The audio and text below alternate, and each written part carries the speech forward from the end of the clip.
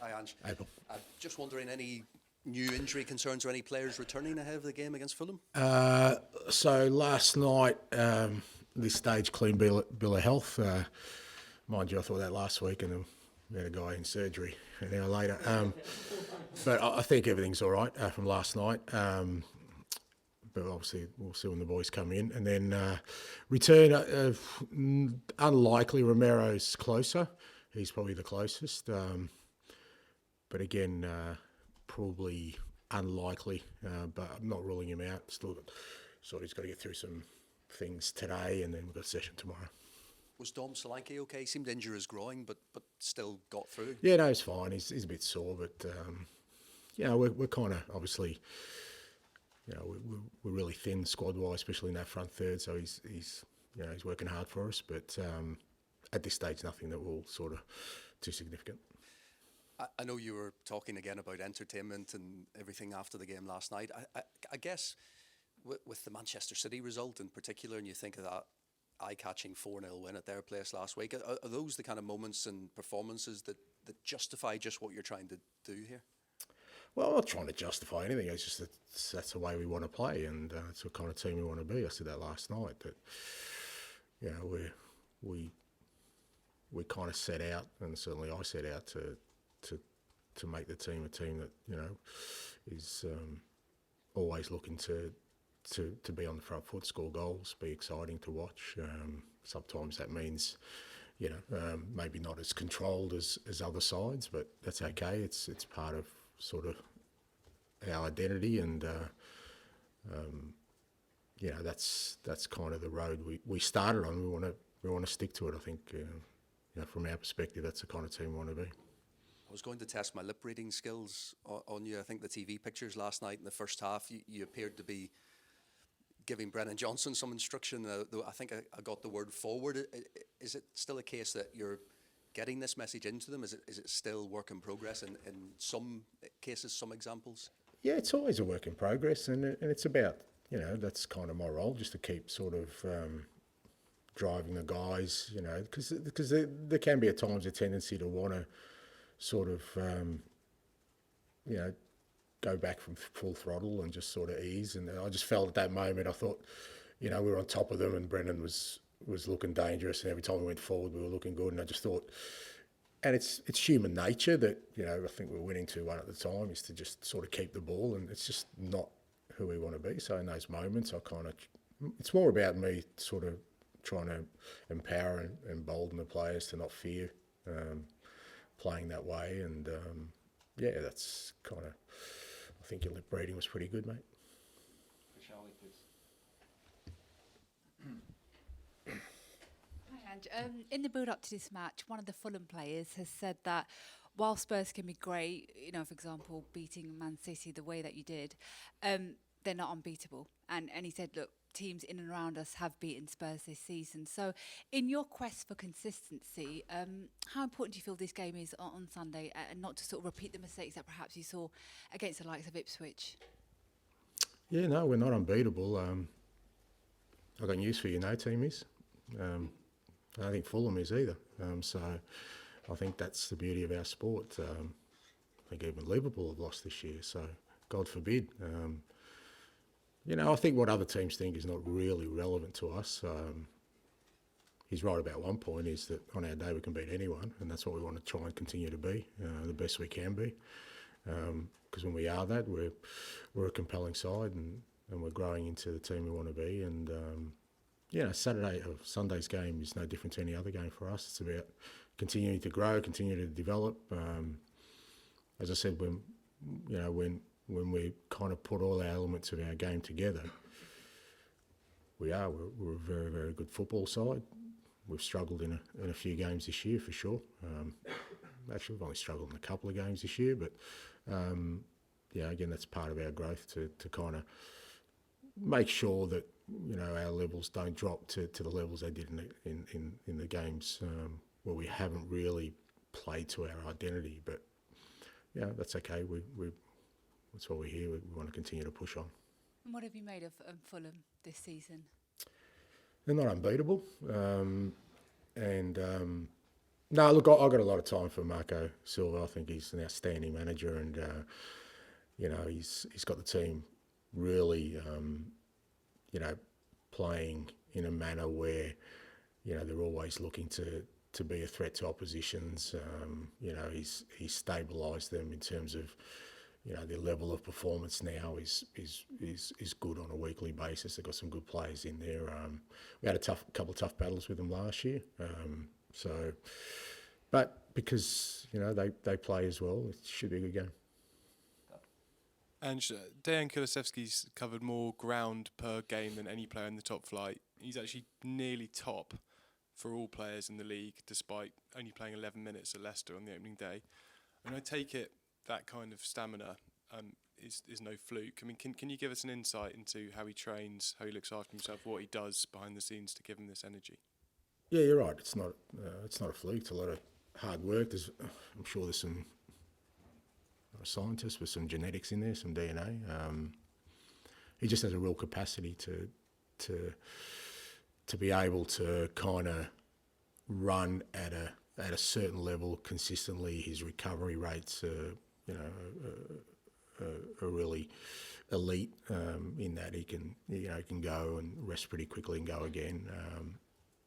But there's also that mental kind of strength to do it, because I think a lot of players maybe have the capacity but reach a limit where it's only natural they'll get tired and don't, if possible, don't go again until they need to, whereas Decky will just keep going and going. So it's a big part of his football.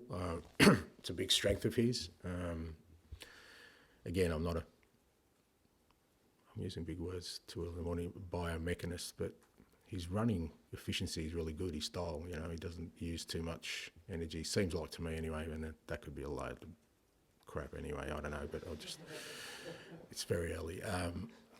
But he does, that because if you think about it, if you're trying to sort of stop him and he's in your vicinity, you kind of think, okay, this guy's going to go once, twice, 3, 4 times, and that can sort of wear oppositions down. And then he's got the quality as well. We just got to be mindful a little bit of not, overburdening him, because he's played a lot. And like I said, with the squad we've got, he's played in the middle, he's played obviously on the wing. We don't want to diminish that, but at the moment he still feels really good, and it's a big part of his game. Just on his mentality, he seems to me to almost have that kind of Ronaldo, Harry Kane type laser focus on being the best and self-improvement. I mean, is that your kind of experience? Yeah, absolutely. Yeah, no, he's spot on. He's in his mind, he's very ambitious about how good he can be, and that's a great thing, because he's relatively still a young man, and it's kind of for his position, there's a lot of improvement in him, and I've just got a feeling with Decky that he's not going to settle for any level apart from being the absolute best, and it's great for us. Ian, please. Morning, Ange. How are you? I'm okay, but Good. Last night, again, you reiterated your style of play, and you've done it again this morning about being entertaining. Is there ever a scenario which dictates that maybe you need to be a bit more pragmatic? Look, I don't know how many ways I can say this. I understand it. Look, there's plenty of room for pragmatism in all walks of life and in football as well, but I'm just not interested in it. I don't know why I need to change my approach to be, everyone else wants me to be. I'll continue to push this team to be a little bit different, play football in a different way. Maybe you'll all, when I'm long gone, you'll all pine for my entertainment, mate, and you'll have had your fill of pragmatism. But look, if we were pragmatic, then I'd say at 2-0 up at City away, we would have probably settled for 2-0. Yeah, and we wouldn't have got the victory we did. And and made it a special moment for our club. I always think the possibilities of what could be if we continue down this road rather than holding on to what we have. Because at the moment, what do we have? We don't have a hell of a lot. You know, we haven't achieved anything yet. We haven't had success. We haven't done all those things that we want to do. So if I start being pragmatic now, then maybe we'll never get there. So, last night we weren't at our highest level, but geez, I thought for 20 minutes we were as exciting as we have been since I've been here. I loved the sort of last 20 minutes of that first half. We should have got a third goal and it would have killed the game off, but we were exciting to watch, and that's what I want. In terms of the title race for the top positions in the Champions League, right? Specify a number, because I know you don't like that either. In terms of this season, it seems more open because Man City have been falling on a difficult run, and so have other clubs. Are Spurs almost going under the radar in that? I don't know, but look, I think in the context of where we're at in the season so far, we're in an okay position in the league. I think we was safe to say we could have been in a stronger position, but we're still there or thereabouts. We're still in the Carabao Cup. We were out of the Carabao Cup last year.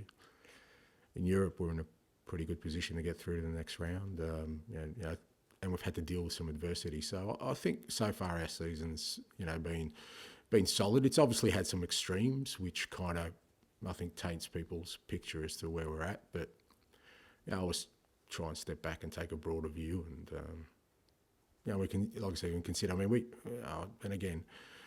had 4 schoolboys on the bench last night, 2 actually at school this morning. We're working pretty hard with some pretty limiting factors and still maintaining competitiveness in all the competitions we're in. I think we're in an okay space. And finally, with that, the 4 schoolboys on the bench, 2 going to school this morning, and the trials and tribulations at the moment with the squad through injury or Bentancur's absence, whatever it may be. What are you thinking about in January? Just beefing up the squad a little bit, or would that just be doing it for the sake of it? No. I think, look, we're always planning and planning for every scenario. I think I said a couple of days ago, a lot of that will depend on sort of where we are squad-wise around that time. We're obviously, like, between now and then, it's really only Romero and Mickey van der Ven who hopefully be back in that time frame. But Richie hopefully will be back sort of early in the new year, and then we'll just assess where we are squad-wise, and we're but certainly we're already sort of with Johan, I've already had a number of meetings around sort of what the potential is for a strategy in January. I think last year, we ended up doing a little bit of business, which I think helped us. So, but again, nothing sort of in concrete now, because January's always tricky, and a lot will be dependent on where we are squad-wise. Hi, Ange. Kind of on that, are we at the stage now where streamlined squads for clubs are kind of a thing of the past, are going to have to become because of the amount of fixtures? Yeah, I think so. And it's not just the amount of fixtures, just the attrition rate of. I mean, we've got a lot of injuries, but a lot of clubs have.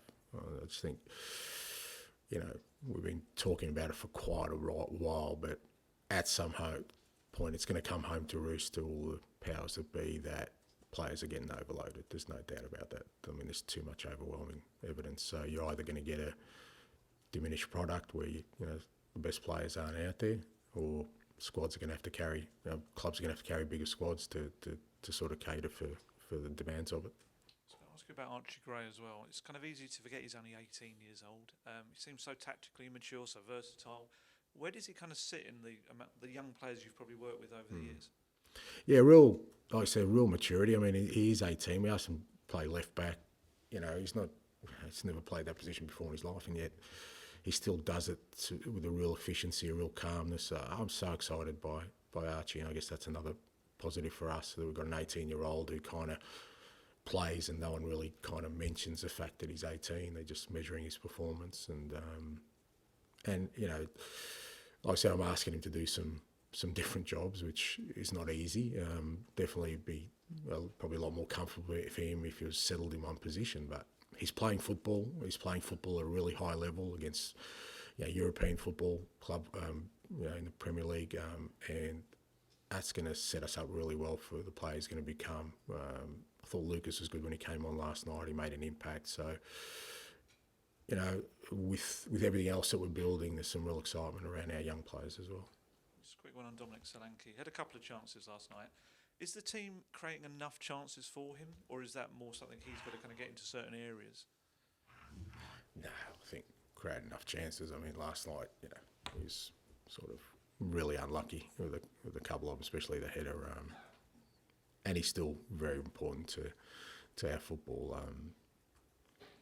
Look, we should have scored a number of goals last night. You know, we just lacked a little bit. I mean, as good as we were at City, I thought we didn't create as many chances. We were a lot more sort of calm in front of goals. Whereas last night we just lacked that little bit of just composure. Where we scored 4 or 5 last night, and Dom was a big part of that.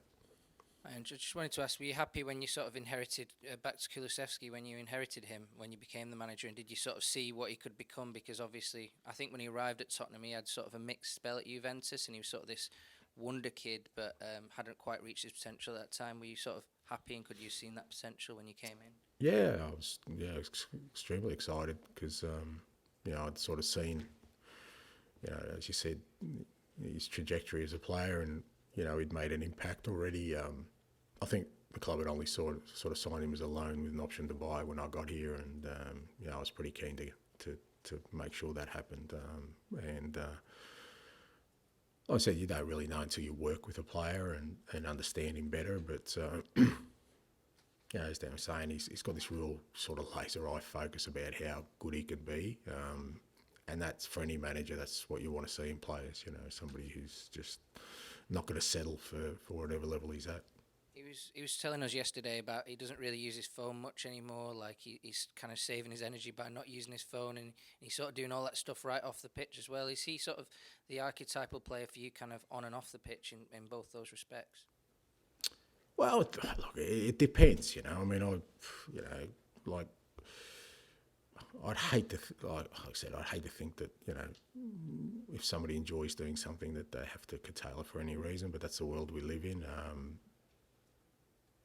You know, I think a big part of that is making sure that the energy you have, you put to the right areas, and whether that's mental energy or physical energy. And I think, yeah, you know, mate, I guarantee you, I've got the quietest phone in the world. I've got about 3 people in it, and it never rings, it never messages, and I've got a pretty blissful life. Maybe a little bit of a lack of awareness of what people think about me, but that's not a bad thing either. I just think everyone likes me, and I get on with it. Sounds very nice, thanks. Thank you. Finish with Jay, please. Hi, Ange. Brennan scored again last night, scored against Man City. Just wanted to ask what you think the reason is behind why he seems to have been scoring more goals this year than last year. I think some of it's just, you know, he's kind of, you know, you get sort of confidence and self-belief, and I think the biggest thing is just a real discipline around the positions he takes up. He's always in the right areas, and the way we play, if you get yourself into the right areas, and you know, I think then you get the benefit and rewards of it. And I think because he has got the rewards, he's really making sure that he's, like I said, really disciplined about always being there. And you know, it's easy to say because, you know, the way we play, but you know, sometimes it takes great concentration in that focus in that moment. You know, whether it's on the weekend against City, he kind of knew that, you know, it was likely Timo was going to be hitting that far post, and even last night, you know, that, you know, Decky was going to hit a certain area, and he's always there. And then, like I said, he's a good finisher. I still think there's more though. You know, I wasn't as happy with some parts of his game last night, particularly around, like I said, just being a bit more positive, and even the pressing wasn't great from sort of our front three. It hasn't been as good as so. But again, that comes back to the player himself wanting to improve and not settle for just, you know, okay, scoring some goals. I think he can be better, and I want him to be better. You sort of touched upon it a little bit there, but I think 7 of his 10 Premier League goals have come inside the 6-yard box, where he's always attacking that back post. So is that something that you and the coaches always drilling into him on the training ground? You've just got to keep doing this. Go watch Celtic play. Go watch Yokohama Marinos play. Go watch Brisbane Roar play. Go watch the Socceroos play, mate. You'll see that I would love to be a right winger in my team, mate. I would score bags of goals. Thanks, mate.